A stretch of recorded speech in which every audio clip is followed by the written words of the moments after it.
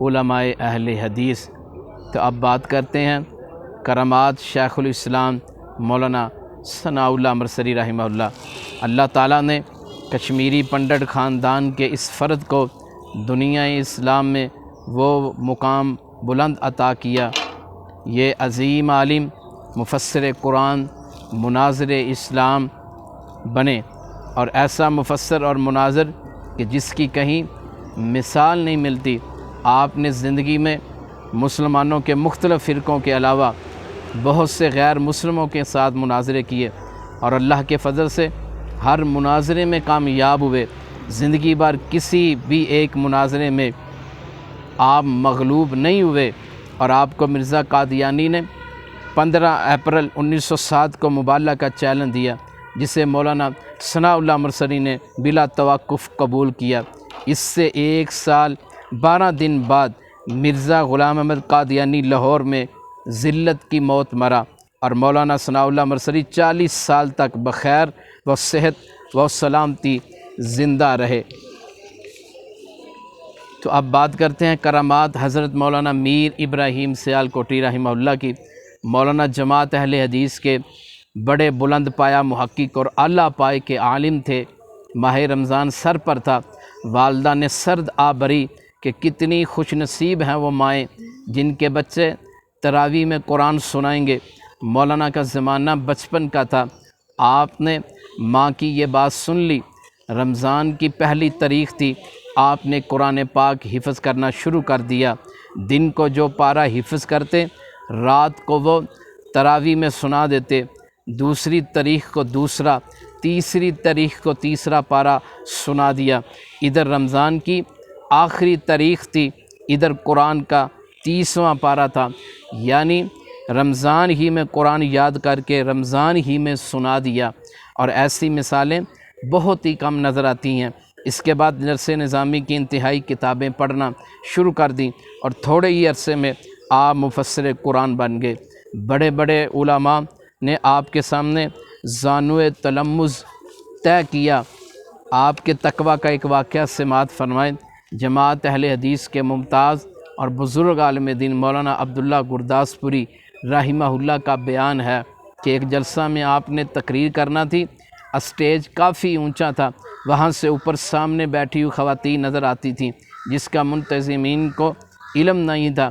آپ نے اپنی پگڑی کا شملہ آنکھوں پر ڈال لیا اور تقریر شروع کر دی تاکہ نامحرم عورتوں پر نگاہ نہ پڑے۔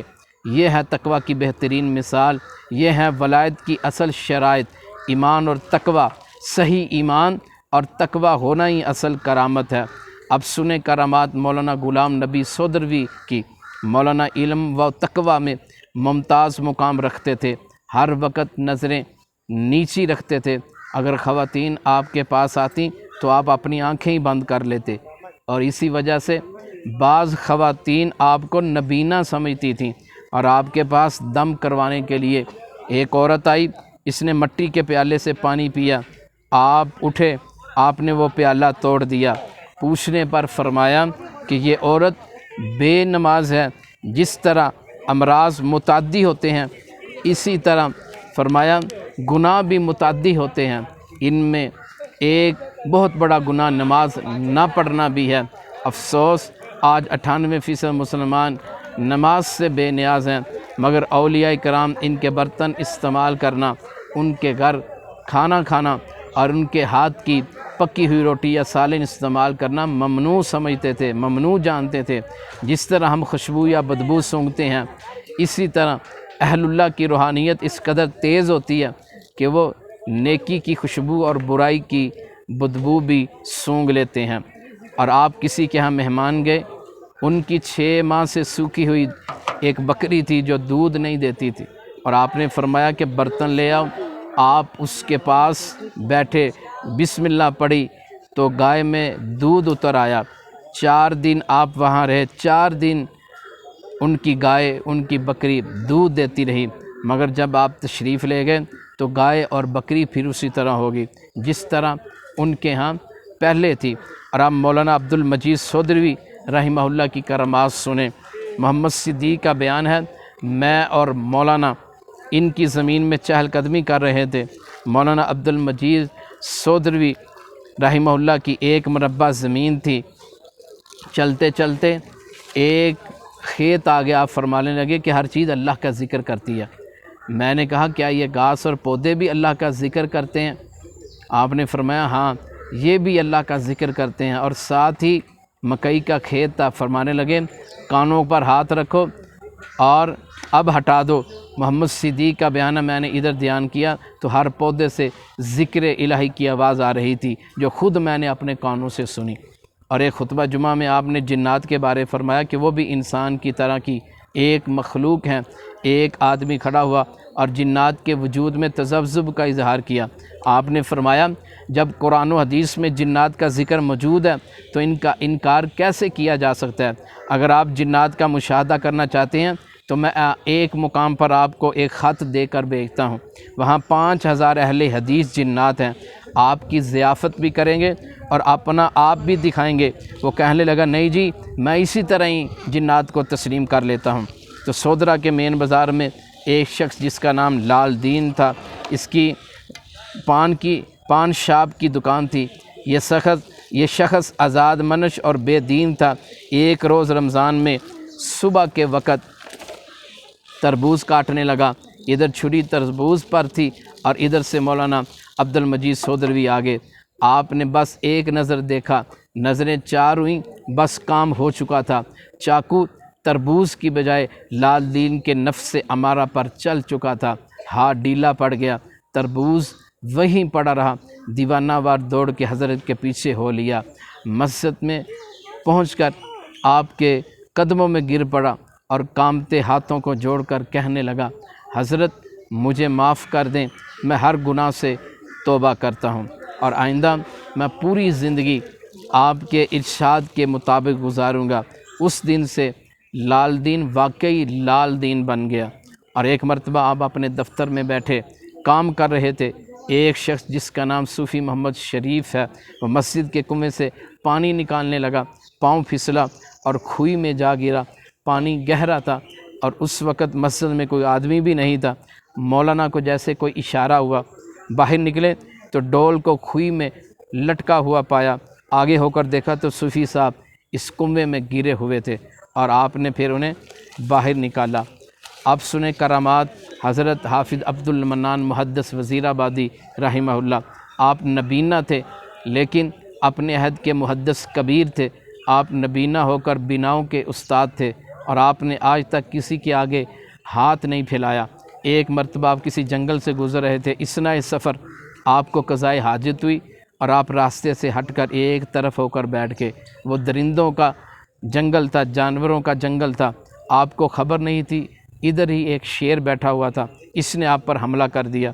وہ ڈارتا ہوا آیا اور اس زور سے چھلانگ لگائی کہ آپ کے اوپر سے ہوتا ہوا ساتھ والی کھائی میں چنگاڑتا ہوا جا گرا۔ اس طرح اللہ نے آپ کو اس خوفناک حملے سے بال بال بچا لیا۔ تو حافظ صاحب کو القاء اور الہام بھی ہوتا تھا اور آپ صاحب مراقبہ بزرگ تھے۔ ایک مرتبہ آپ کی ایک گراں قدر کتاب معالم التنزیل گم ہوگی، جس کا آپ کو بہت صدمہ تھا۔ ایک روز نماز فجر سے فارغ ہو کر فرمایا کہ ابھی میرے مالک نے مجھے بتایا ہے کہ وہ کتاب مسجد میں جو اینٹوں کا ڈھیر لگا ہوا ہے اس میں دفن کی گئی ہے۔ اور ایک شخص گیا اور ڈھیر سے کتاب نکال کر لے آیا، جس پر آپ نے اللہ کا شکر ادا کیا۔ ایک مرتبہ آپ کو خواب آیا کہ مولانا عثمان دلاوری فوت ہو گئے۔ آپ رفقا کو لے کر دلاور پہنچے، وہاں گئے تو مصروف واقعی وفات پا چکے تھے۔ اور حافظ عبد الکریم ایک نیک دل انسان تھے، ان کا بیٹا چند روز بیمار رہ کر فوت ہو گیا، جس کا موصوف کو بڑا صدمہ پہنچا۔ ایک روز حافظ صاحب کی خدمت میں حاضر ہوا، دعا کی درخواست کی کہ اللہ میرے دل کو سکون دے اور بیٹے کا نعم البدل عطا کرے۔ آپ نے سوز و غداز سے دعا کی اور فرمایا اللہ آپ کو 3 بیٹے عطا کرے گا۔ اور اس شخص کے ہاں پھر یہ کئی بعد دیگرے 3 ہی بیٹے ہوئے۔ اور اللہ کی مدد کے کئی طریقے ہیں جن کے ذریعے وہ اپنے خاص بندوں کی مدد کرتا ہے۔ اللہ کی بڑی مخلوق ہے، وہ جس کے سبب سے چاہتا ہے مدد کروا دیتا ہے، کبھی انسانوں سے، کبھی جنوں سے، کبھی ملائکہ سے، کبھی درندوں سے، کبھی پرندوں سے، کبھی ہواؤں سے۔ یہ رب کی چاہت ہے، اگر وہ مدد نہیں کرنا چاہتا تو نہیں کرتا، سب کام اس کی مرضی پر موقوف ہے۔ یہی خلاصہ ہے قرآن و حدیث کا کہ اسی کے مطابق ہمارا ایمان اسی کے مطابق ہونا چاہیے۔ اب سماعت فرمائے کرامات صوفی عبداللہ صاحب مامو کانجن والے، جو صوفی صاحب مجاہد تھے، انگریزی گورنمنٹ سے چھپا کر مجاہدین کی مدد فرمایا کرتے۔ آپ کا شمار اہل اللہ میں ہوتا تھا۔ آپ بے حد زاہد، عابد اور درویش صفت انسان تھے۔ آپ مشہور مستجاب الدعوات بزرگ تھے۔ آپ کو طالب علموں کا بہت خیال رہتا تھا۔ آپ کا مدرسہ پہلے اوڈا والا میں تھا۔ طلباء کو ریلوے اسٹیشن آنے میں دیر لگ جاتی تھی اور بسا اوقات وزن اٹھا کر پیدل چلنا پڑتا تھا۔ ایک دن آپ نے دعا کی، یا اللہ ہمیں ریلوے اسٹیشن کے اتنا قریب جامعہ عطا فرما دے کہ جب گاڑی کوک مارے یعنی ہارن بجائے اور چلنے کے لیے تیار ہو تو بچے آسانی سے پہنچ جائیں۔ چنانچہ ایسے ہی ہوا، اللہ نے مامو کانجن ریلوے اسٹیشن کے پاس مدرسہ بنوا دیا۔ بچے جب گاڑی کی کوک سنتے تو اس پر جا کر سوار ہو جاتے۔ جامعہ تعلیم الاسلام مامو کانجن کی جب تعمیر شروع ہوئی اور اس کثرت سے روپیہ آنا شروع ہوا کہ حیرت ہوتی تھی۔ اتفاق سے جب تعمیر حال تک پہنچی تو سارا پیسہ ختم ہو گیا۔ بمشکل حال کی دیواریں پوری ہو سکیں۔ انتظامیہ آپ کی خدمت میں حاضر ہوئی، سارا ماجرا انہوں نے آپ کو سنایا۔ اللہ کی بارگاہ میں آپ نے ہاتھ اٹھا لیے۔ اسی دن وہاں سے کسی بڑے آدمی کا گزر ہوا، اس نے حال کی چھت کا خرچہ اپنے ذمہ لے لیا۔ کئی مرتبہ اساتذہ کی تنخواہوں کا مسئلہ پیش آ جاتا، آپ اللہ سے دعا کرتے اور کثیر رقم کا بہت جلد انتظام ہو جاتا۔ جو جامعہ تعلیم الاسلام نے گندم کا بہت بڑا سٹور تھا، اس میں کیڑا لگ گیا اور کیڑے ہزاروں لاکھوں کی تعداد میں تھے جو گندم کے دانے اٹھا کر لے جا رہے تھے۔ لوگوں نے آپ سے ذکر کیا، آپ وہاں تشریف لے گئے اور کیڑوں سے مخاطب ہو کر فرمایا، یہ گندم طلباء کی ہے، انہیں رہنے دو، وہ رازق تمہیں کہیں اور سے بندوبست کر دے گا۔ دیکھنے والے کہتے ہیں کہ آپ کا یہ جملہ سنتے ہی کیڑوں نے اپنے دانے چھوڑ دیے اور دیکھتے ہی دیکھتے لاکھوں کیڑے کہیں اور چلے گئے۔ اس طرح یہ خطرہ بھی ٹل گیا۔ تو نبی پور پیراں ننکانہ صاحب کے قریب ایک گاؤں تھا۔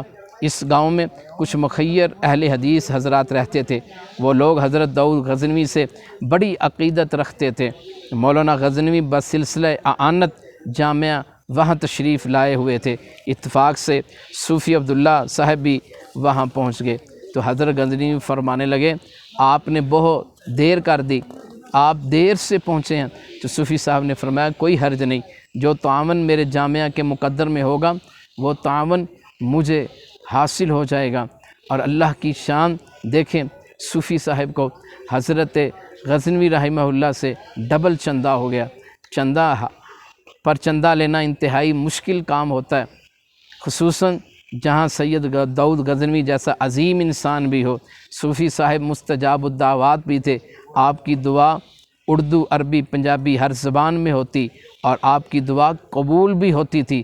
فیصل آباد میں ایک تاجر تھا، اس کے پاس فلالین کا بہت زیادہ کپڑا تھا۔ اس نے حاضر خدمت ہو کر درخواست کی، حضرت میرا کپڑا فروخت نہیں ہو رہا، دعا کریں کہ میرا کپڑا بک جائے۔ صوفی صاحب نے اس کے لیے درد بھرے انداز اور بڑے الہا کے ساتھ دعا کی۔ اس تاجر کا بیان ہے کہ الحمدللہ 10-12 دن کے اندر میرا سارا کپڑا بک گیا اور بڑے مناسب داموں میں بک گیا۔ اسے لاکھوں کے نقصان کی بجائے لاکھوں کا نفع مل گیا۔